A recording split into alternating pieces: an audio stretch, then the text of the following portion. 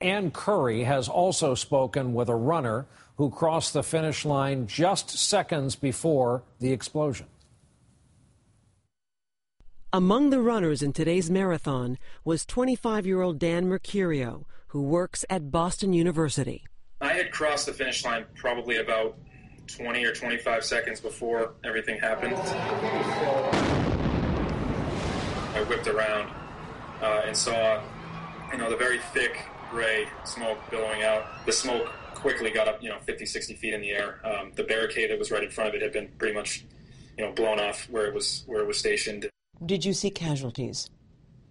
From where I was standing, I honestly, after that initial blast, I could see that there were people hurt. There was blood. I didn't stop to really, figure it out. There was a lot of smoke, too, initially.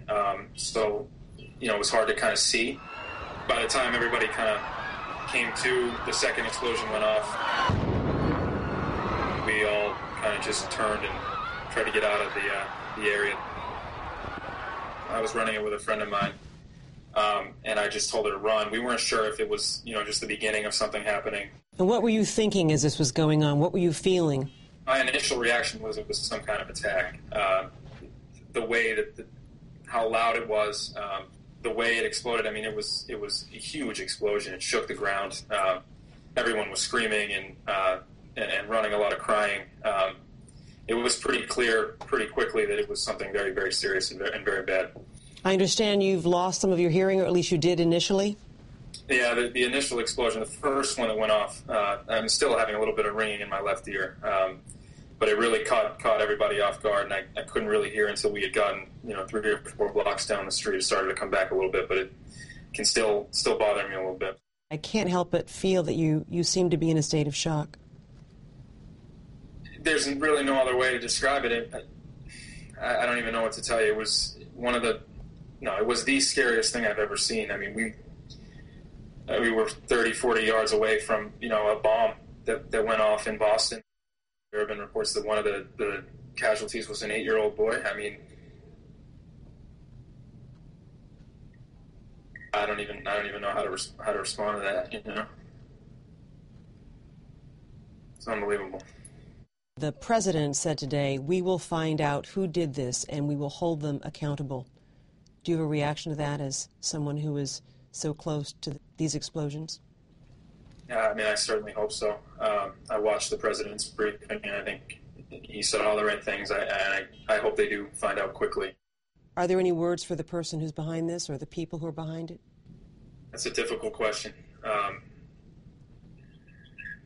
You just hope that justice is eventually served. It's very tough. Absolutely senseless. Boston, I've grown up here. I lived here, since I was in 8th grade. I never felt unsafe here. Things became very real, very quickly. Mm-hmm.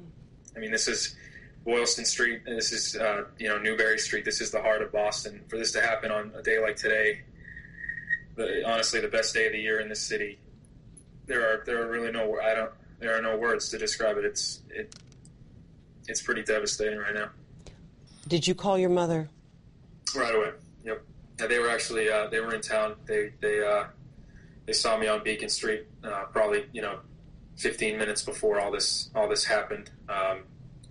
And they weren't initially picking up their phone, so I was panicking that I didn't know how widespread this was or if anything else had happened. So I was panicking and calling them to tell them that I was okay. But luckily I was able to get a hold of my dad, and the rest of my family and everybody's fine, thank God.